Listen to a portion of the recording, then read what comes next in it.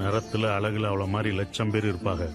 குணத்துல அவ கோடியில கோடியில ஒருத்தியம்மா கோலமயில் ராணி.